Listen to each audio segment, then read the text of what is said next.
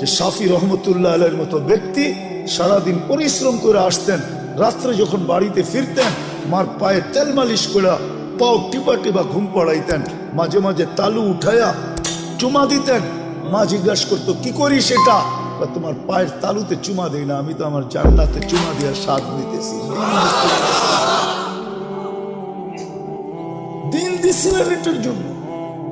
মুসা আলাইহিস সালাম জিজ্ঞাসা করছে আমার জান্নাতের বন্ধুকে, বলছে কসাই। তো বলতেছে আল্লাহ আমি যেমন জিগাই জবাব এরকমই দেন। আমি জিজ্ঞেসি জান্নাতের বন্ধু, আপনি ফট করে কয়ে দিলেন কসাই। কোথায় কসাই, কোথায় আমি? আল্লাহ বলে সিদ্ধান্ত এটা। বলছে ঠিক আছে অ্যাড্রেস দেন, যায় দেখি কি আমল করে। যায় দেখে হ্যাঁ কসাই। বলছে তোর এখানে মেহমান হওয়া যাবে? কয় বিলকুল যাবে, কিন্তু শর্ত আছে, আমি দোকান বন্ধ করে বাড়িতে আগে যাব না, আগে এক জায়গায় যাব তারপরে আমার বাড়িতে যাব। তো মুসা আলাইহিস সালাম বলে চল ভাই, যেমন বলবি তেমনই। তো কাজ করে দোকান বন্ধ করে যায় এক ঝুপড়িতে ঢুকছে। খুনখুনে বৃদ্ধা যায় রুটি তৈরি করছে, তরকারি তৈরি করছে।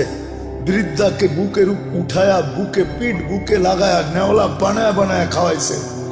সমস্ত খেদমত করে যখন পরিপাটি করে শোয়াই দিছে, কাজে এই যে পাশে আমার ঘর, চলো আমার ঘরে, তুমি আমার ঘরে মেহমান থাকবে। বলছে বুঝলাম না এই বৃদ্ধা কে? আমার মা, সকালে সেবা করে যাই, বিকালে আইসা আগে মার সেবা করি।